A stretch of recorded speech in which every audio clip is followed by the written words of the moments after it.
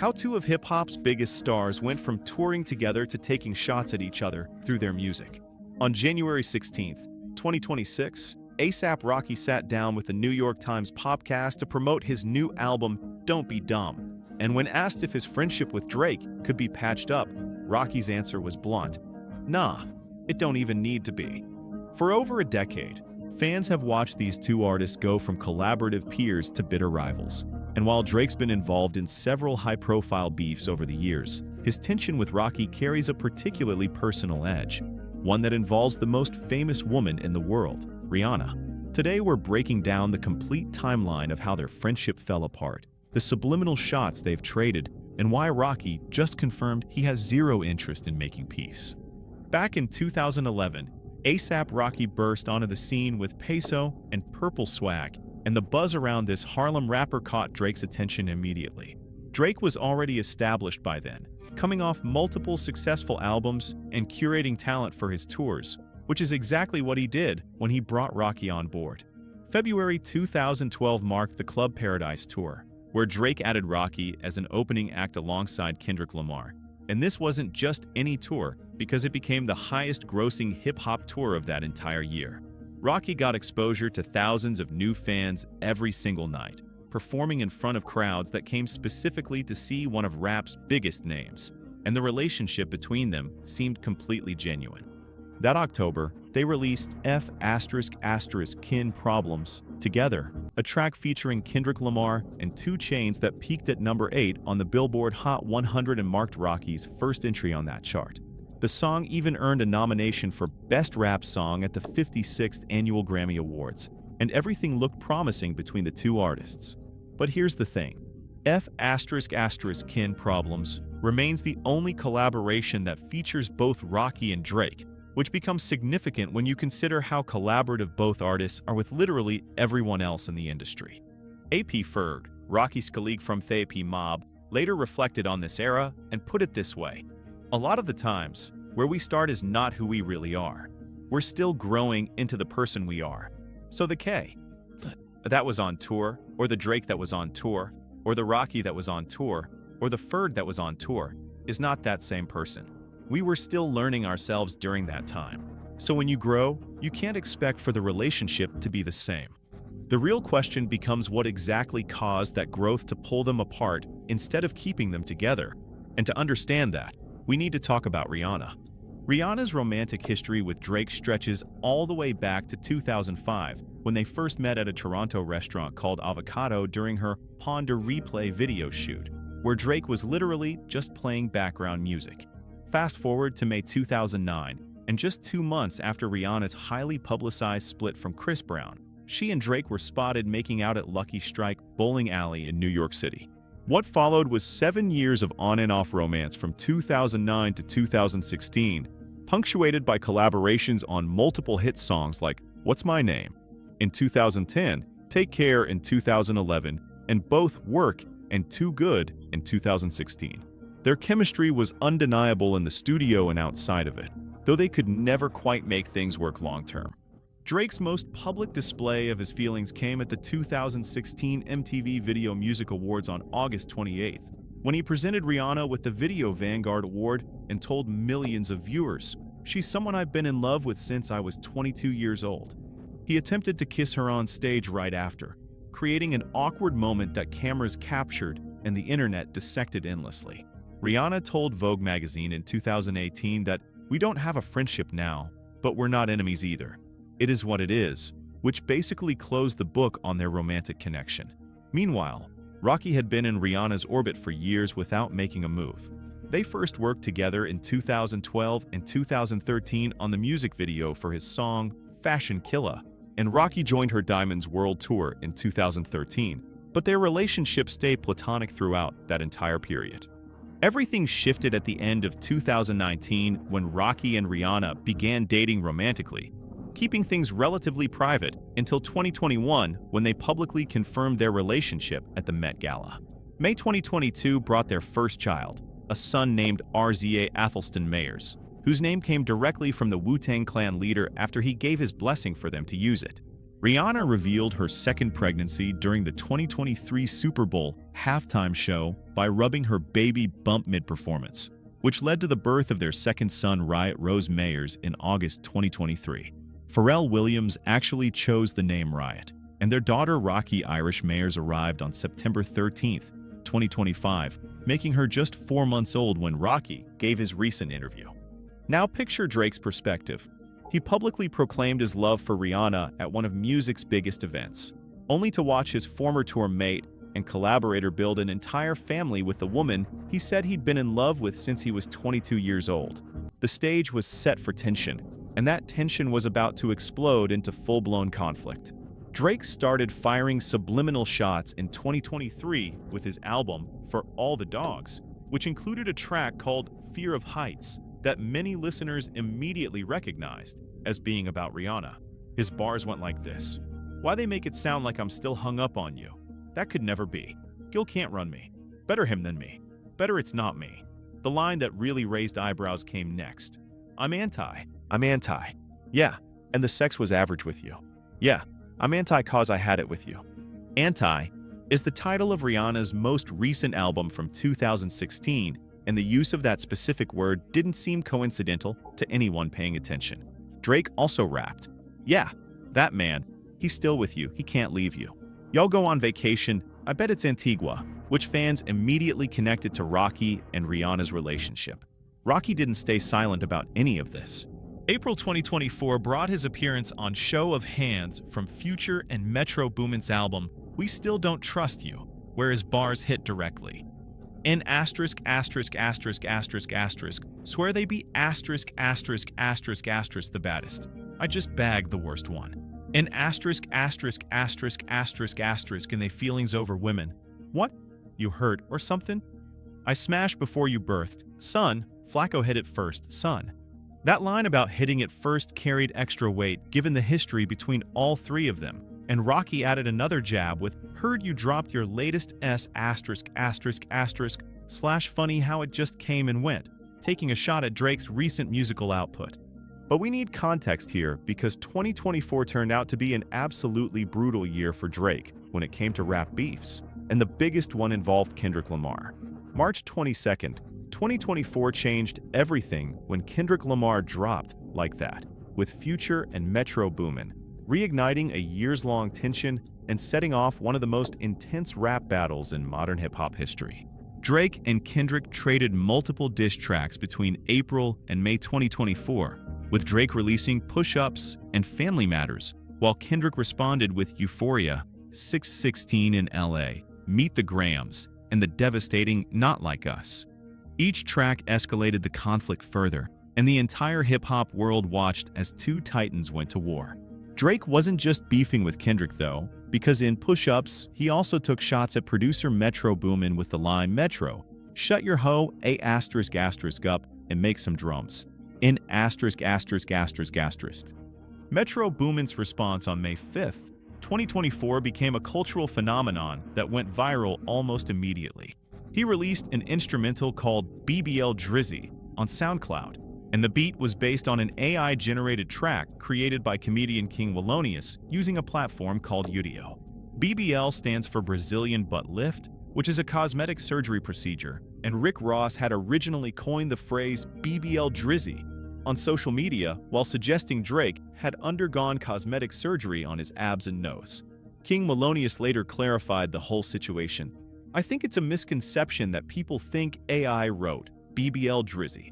There's no way AI could write lyrics like, 'I'm thicker than a Snicker and I got the best BBL in history.'" The track itself was satirical from start to finish. Metro offered the beat as a giveaway using the hashtag #BullDrizzyBeat giveaway, with the winner receiving $10,000 and a free beat, and the track generated over 3.4 million streams on SoundCloud within its first week alone. Drake eventually responded on May 24th, 2024 by rapping over the BBL Drizzy beat himself on Sexy Red song, "You My Everything." But the damage was already done because BBL Drizzy had entered the cultural lexicon and wasn't going anywhere. This entire context matters because when Rocky released his album Don't Be Dumb in January 2026, he directly referenced this whole saga and made it clear whose side he was on. Almost 8 years passed between albums for Rocky, which some sources counted as 2,793 days, before he finally released his follow-up to 2018's Testing. His new album, Don't Be Dumb, dropped on January 16, 2026, which also happens to be National Nothing Day. The album featured an impressive roster of talent including Tyler the Creator, Doekiai, Gorillaz, Brent Faze, Danny Elfman, Thundercat, Westside Gunn, will.i.am, John Batiste, Jessica Pratt, Sauce Waka, Slay Squad, and Boss Mundlo. Legendary filmmaker Tim Burton designed the cover art, and the music video for the single Punk Rocky featured Winona Ryder in a starring role.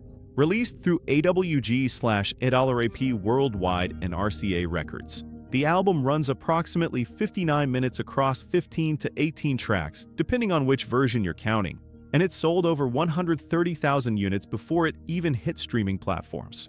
The track everyone's talking about is Stole Ya Flow, and the chorus is simple but devastating.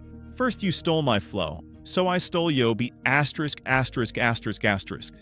Rocky includes the line, he just a sensitive in asterisk asterisk asterisk asterisk, still in his feelings, which fans immediately connected to Drake's 2018 song, In My Feelings.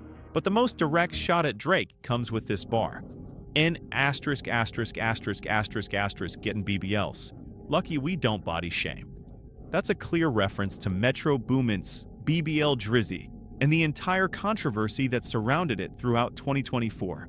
Rocky was piling on and making it obvious whose side he was taking in Drake's battles with other artists. During his interview with the New York Times Popcast on January 15th, Rocky got asked directly who Stole Ya Flow was about, and his response left no room for interpretation. I think we all know. When pressed about why he'd fallen out with Drake in the first place, Rocky explained his perspective this way. I just started seeing people who started out as friends become foes. Seemed like they was unhappy for you and started sending shots. I think that's what led to any of our misunderstandings or whatever the case is. According to Rocky's version of events, Drake wasn't happy for his success, and the friendship soured because Drake seemed jealous and started sending subliminal shots first, which meant Rocky had to respond in kind. The interviewer then asked the key question everyone wanted answered. Could their former friendship be patched up? Rocky's answer was definitive and final. Nah, it don't even need to be. For what? Think about the journey these two went through together. In 2012, Drake was helping launch Rocky's career by bringing him on the highest-grossing hip-hop tour of that year. They collaborated on a Grammy-nominated song, and they appeared to be genuine peers who respected each other's work. Fast forward to 2026, and Rocky is publicly saying their friendship doesn't need to be fixed and isn't worth the effort. And he's saying this while promoting an album that includes a diss track directly aimed at Drake, using Drake's own chorus structure to flip his lines back at him. The Rihanna connection is obviously the elephant in the room that nobody can ignore. Drake loved her publicly and made his feelings known to the entire world, but he couldn't make it work with her, while Rocky built an entire family with her that includes 3 children whose names all start with R: RZA, Riot, and Rocky. That's got to sting on a level most people can't even imagine. But Rocky suggests the beef goes deeper than just Rihanna, talking about seeing friends become foes and people being unhappy for your success rather than celebrating it. Hip-hop has always been competitive at its core, but there's supposed to be a line between healthy competition and making things personal. And when Drake started making those anti-references and talking about their relationship on songs, he crossed that line in Rocky's eyes. Rocky also chose sides in Drake's broader conflicts by referencing BBL Drizzy and collaborating with Metro Boomin and Future, who were both actively beefing with Drake throughout 2024. Rocky made it clear he's not neutral in any of this because he's actively positioned himself against Drake. What makes this different from typical rap beefs is that this isn't about who's the better rapper or who sold more records or who has more hits. This is personal on a level that goes beyond music, involving trust that got broken, friendships that ended, and lives that diverged in completely opposite directions. Rocky's currently 37 years old, the same age as Rihanna and roughly the same as Drake, which means these aren't young artists caught up in youthful drama or making impulsive decisions. These are established, successful adults who've watched their relationship deteriorate slowly over more than a decade. Rocky opened up about his relationship with Rihanna in the interview, sharing that his late mother had pushed for them to get together by telling him, "I know you like this girl that you with right now, but I want you with Riri." Rocky initially brushed it off, saying, "Ma, why you keep saying that? That girl don't even want me like that." But his mother insisted with her response, "I'm telling you, she real." Turns out his mother knew exactly what she was talking about. Rocky calls Rihanna the love of my life and my lady in interviews, and on becoming a father, he said, "Once you a parent, you just embody that, no matter what."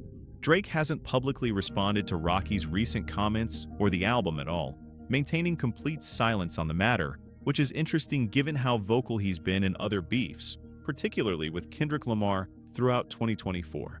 Rocky and Drake started as collaborators in 2012, touring together and making hit music that connected with millions of fans. They shared stages with Kendrick Lamar, supported each other's rise in the industry, and seemed genuinely connected during those early years when they were all finding their footing. But somewhere along the way, whether it was the Rihanna situation, professional jealousy, or just the natural evolution of two massive egos occupying the same space, the friendship crumbled into something unrecognizable. The subliminal shots turned into direct disses, the respect turned into resentment, and what was once a productive relationship became a source of conflict. Rocky's made his position clear. Their ship has sailed, he's not interested in reconciliation, he doesn't think it's necessary, and he seems perfectly content to let Drake remain in the past while he focuses on his family and his music. The album Don't Be Dumb sold over 130,000 copies before streaming even became an option. Rocky's headlining Governor's Ball in New York City on June 7, 2026, and Amazon Music is filming a Songline special with him that premieres January 18th. His life is moving forward in every possible way. What we're really looking at here isn't a story about who won or who lost some rap beef, because that's not what this is about at all. This is about two paths that crossed, ran parallel for a while, and then diverged completely into different directions. Drake took his path, Rocky took his, and those paths don't need to intersect again. Rocky's words from the NYT interview say it all when asked about reconciliation. Nah, it don't even need to be. For what?